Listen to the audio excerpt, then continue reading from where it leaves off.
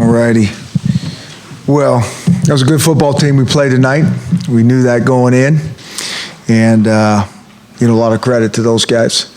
They played better than us. They were physical. And they made the plays when they had to. I thought our defense probably held up well enough, kicking too many field goals and trying field goals and getting knocked out of the red zone. And we were just a little bit off on offense. And the field position game hurt us a little bit as well. But I think these kids, prepared hard, fought hard, and I think we'll learn from it. I think in this league, if you don't have your fastball going each week, you're going to get knocked off. And so, it's about learning from this situation. Once we stop feeling sorry for ourselves in about 24 hours and regroup, we'll figure out, how we grow from this, how we be better from this. Any early update on Azim? I have no update. They didn't tell me anything. I know when one of our guys gets carted off, it's not going to be good. But I didn't even see our trainer, to tell you the truth. What did you think of Jake play tonight? Well, I thought he was under a lot of pressure, and I think when we can't run the ball like we'd like to, stats are probably a little bit misleading with the sacks in there, but we certainly still didn't get into that rhythm, that flow. I think we had, a little bit of explosives early on, and then we got the one to John, but really in the second half, we really just got one play that was kind of explosive, and that's not going to really work for us. We got to do more than that. What were they doing to slow down the run game? Yeah, we got to put tape on, I think they were, they were defeating blocks, and they're physical guys. We kind of knew that going in. It's a big physical defense. And so that front seven was shedding blocks, and they did a good job playing soft enough on the back end to kind of keep things in front of them. We had a chance down the road to hit a ball to one of our guys that kind of got tangled up, and you're only going to get so many chances to strike, and you got to capitalize. Certainly, we get in the red zone, we get a turnover, and we get no points out of it. That's hard to overcome that.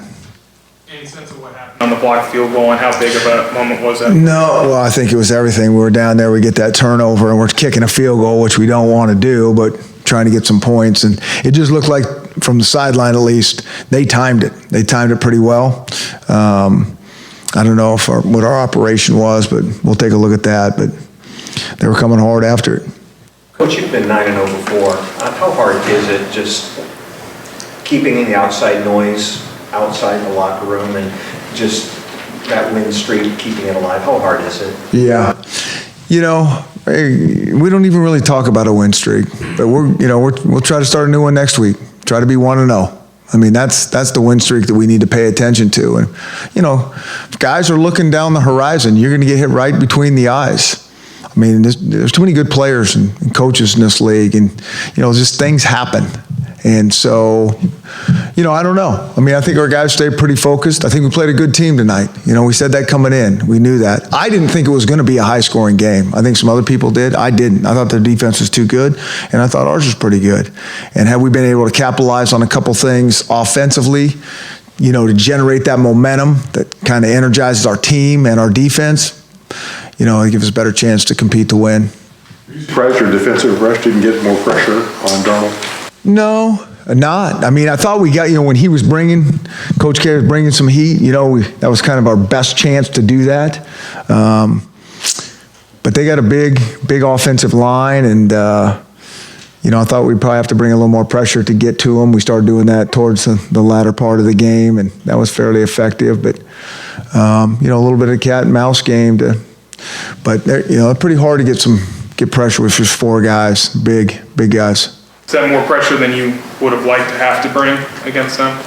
I think you got to bring what you got to bring. They did a good job of mixing up the calls, I thought, and the kind of bootleg hurt us with that crosser over behind the backers, and so you're trying to mix it up there a little bit. But I think overall the defense was solid enough. I don't think it was an outstanding game by any phase of our team. Part of that's credit to those guys, to USC. It is. They played good and played hard. Whipped us pretty good. Also, Taylor Rapp getting 2 interceptions today as a freshman. What does that mean for him? Kind of what are your thoughts on his game? Yeah, Taylor's been a good player all along. You know, he doesn't play like a young guy. He tackles well, and you know, he's always in the right position. Really proud of how hard he plays and how smart he is. I mean, that's kind of been the theme that we've said about him from the second he's been here. Can you talk a little bit about the replacements for Azim, like DJ Beavers, and then your initial impressions on how they reacted to the moment? Yeah, you know, I think okay. I mean, Azim and DJ Beavers and Ben Burke-Curvin and Brandon Wellington and all those guys kind of been working in there as the season is, you know, throughout the season, because these things happen. I mean, this is football, and you always see those things kind of. You know, it seems like, I don't know, it's kind of early in the season, you'll see some things, and then kind of late in the season, you see some things, and it's really discouraging and disheartening to all of us, you know, especially a guy like Azim. But that's the game, and you got to be able to build depth, and the next guy's got to pick up the flag and got to play at a high level. You know, you just really, you know, you feel bad for a guy, you know, that gets hurt and then being able to, you know, and again, I'm just assuming, you know, finish this thing out. Just emotionally, you've been through a number of seasons where maybe you've had a late loss and you've had a nice run going up. Yeah. What are maybe the keys to kind of being able to bounce back and get to that 1-0? Yeah. I mean, I'm not worried that our guys are going to sit there and feel sorry for themselves for a long time. I mean, this hurts them. There is no question. Just because I think they're really good competitors.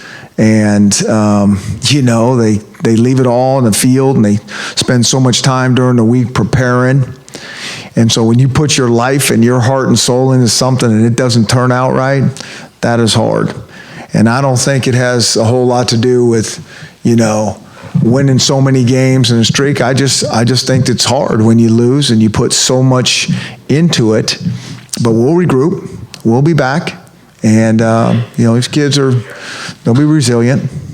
And we'll go reload and see what we got. Chris, you mentioned the lack of big plays on offense. Yeah. Was that just kind of the offense not getting into rhythm there? Was that something they were doing specifically to kind of stay back and keep these guys in front of them? Yeah, it's a good question. Well, I'm really going to have to put the tape on to be able to answer that, to tell you the truth. You know, I think it's a combination. We didn't really run the ball. You know, we weren't really running the ball, and they were kind of in those longer yardage situations, and they pushed the pocket pretty good. And so, you know, we didn't do what we normally do. But I think a lot of it comes down to the run game a little bit, being able to do some of that. And, you know, I think when you play a good team, you're only going to get a handful of chances to make something happen, and you better capitalize or, you know, it could be trouble. And I think that's what happened tonight. The accuracy, was that a function of him watching the rush and taking his eyes off downfield? Yeah, again, we got to kind of look at that. I got to see where guys were on the field and, you know, all those type of things, and see if Jake was off a little bit, or somebody's in his face, or, you know, a receiver wasn't in the right place and all that stuff. But, you know, it's hard to know for me just standing right here. But, you know, something was a little bit off for sure. Chris, having seen USC, was that a jump up in talent for you guys as far as an opponent goes? Yeah, I think so. I mean, they got some big, fast, physical guys across the board, and you know, it felt like that tonight. And you know, we were going to have to play one of our better games to get that done, and we didn't for whatever reason. Chris, initial impressions on Sam Darnold and his ability Yeah. to come in here and do what he did? He's fast. You know, I kind of start with that. You know, he took off a couple times and, you know, converted some things, and so you could see that right away. And then when he's standing back there, and we said that earlier in the week, when he's just standing back there, and those receivers are going to get open. And so, you know, he's played with a lot of poise from the tapes that I've watched, and he certainly played with some pretty good poise out there tonight. Good player. Got it. Yeah. All right. Okay. Thanks, guys.